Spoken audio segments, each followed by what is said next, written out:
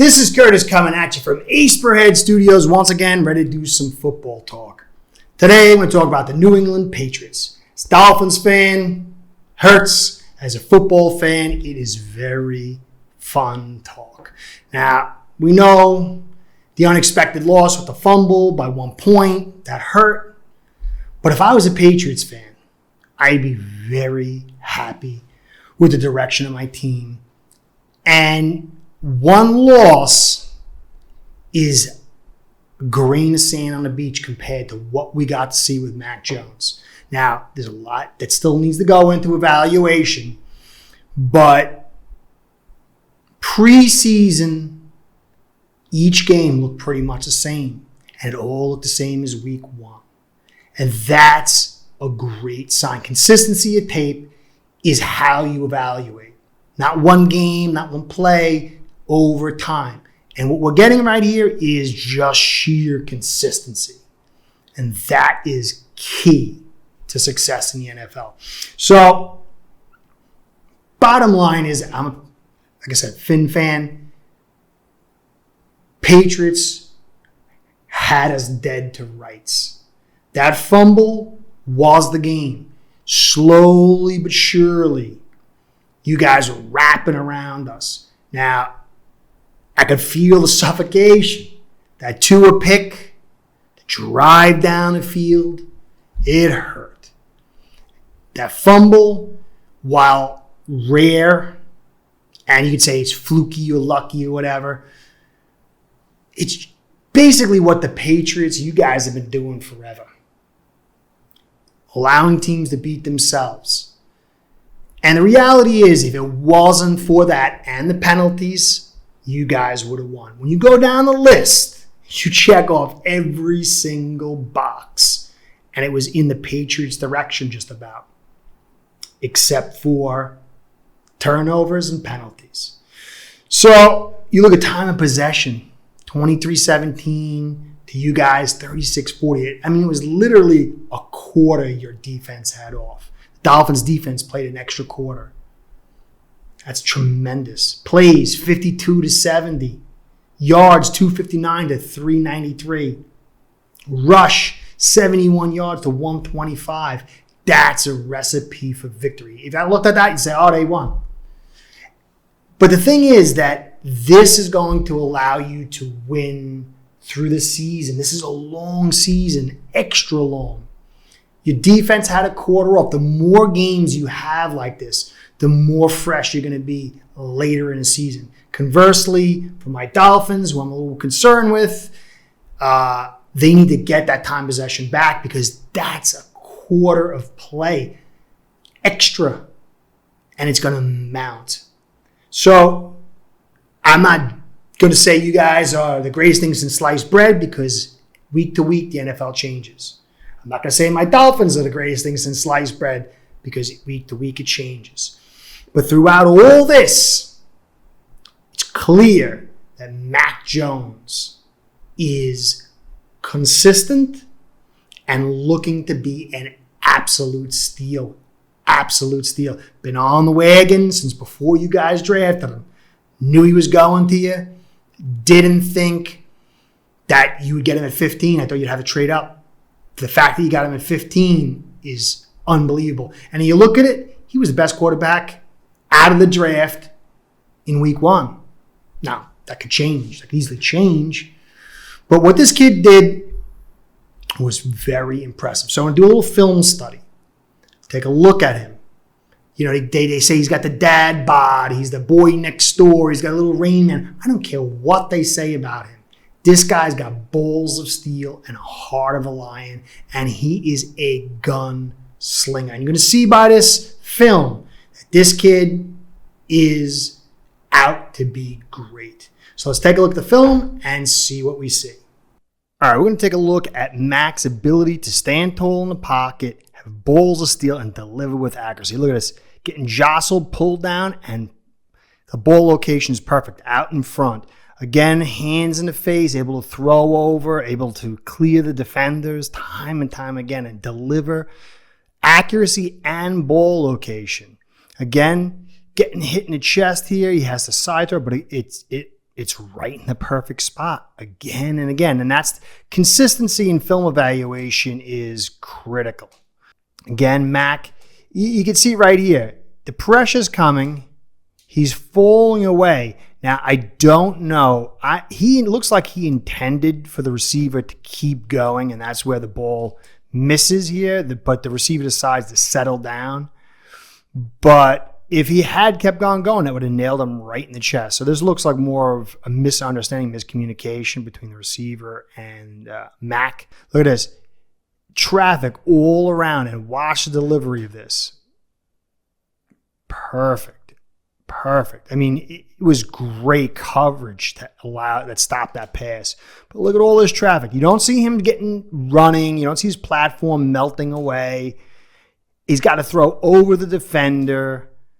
And look at this delivery. I mean, if it wasn't for perfect coverage, that's a big play.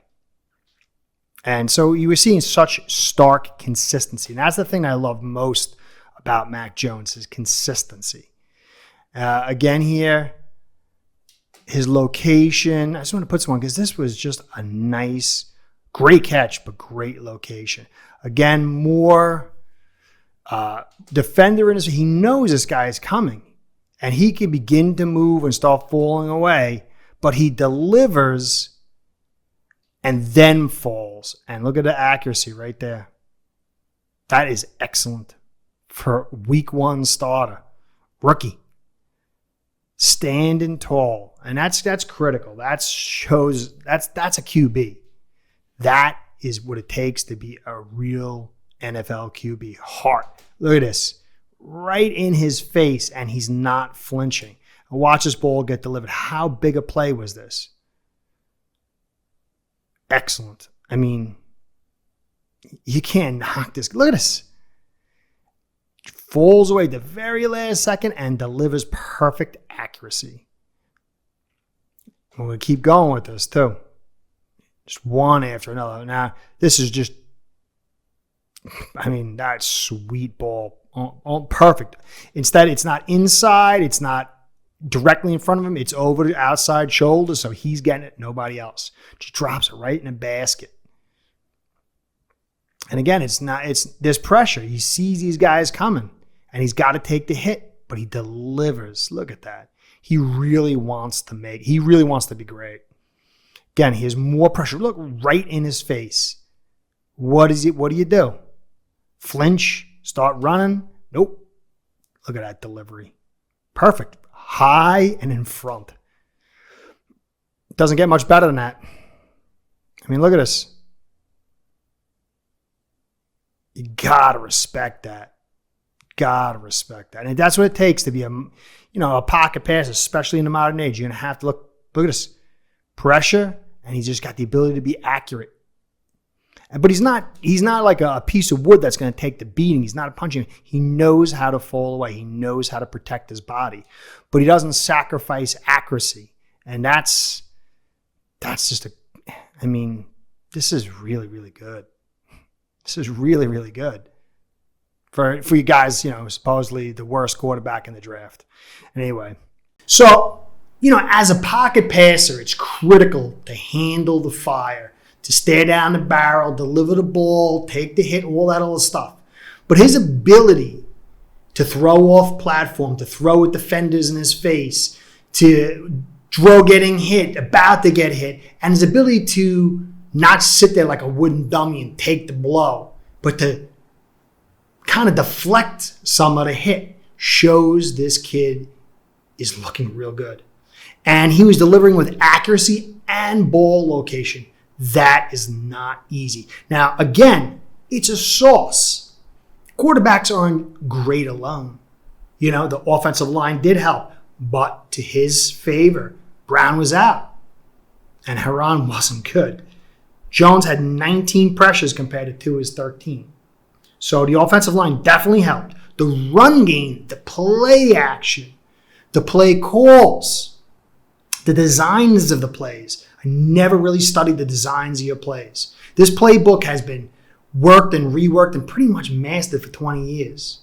And so it's like a great hand-to-glove the thing here. We got a guy who's able to absorb it quickly, to process and to deliver the football. But some of those play designs were exquisite. Exquisite.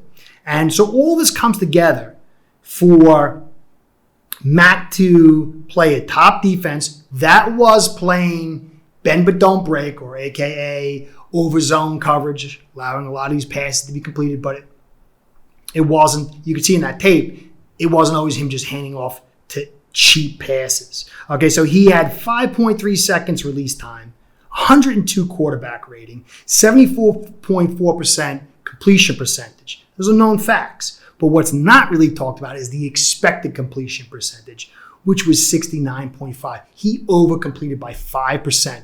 Average quarterbacks, he overcompleted in week 1 as a rookie by almost 5%.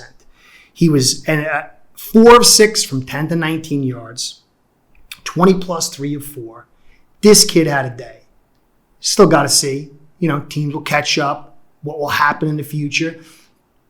But if I was a Patriots fan, I would be very excited. If I was someone in the AFC East, I'd be very nervous. This kid can play. I don't want to hear anything else. It's clear. I don't know how good he's going to be, but this kid can play. And he deserves a little more respect than he got out of the draft, and that bothered me. I like contrasting styles.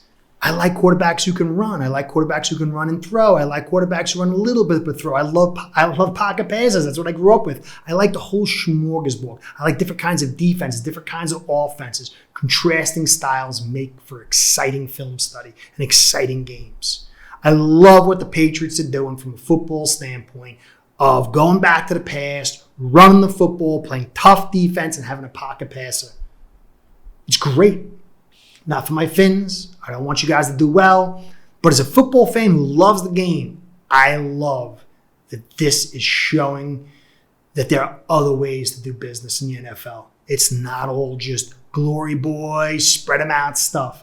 Now, we'll see how it lasts. Let's see how it goes for the rest of the season. But this was a really good look for you guys. Anyway, this is Curtis from Ace Per Head saying thank you for stopping by. Please like, comment, and subscribe. I love the comments. The analytic boys, they say the likes and the subscribes help our analytics and keep us in business. So I'm grateful for that. And I just want to shout out to our sponsor. They want to let you know with their world-class software, you can get in on the action and you can be your local bookie with your friends, family, co-workers, anyone you know.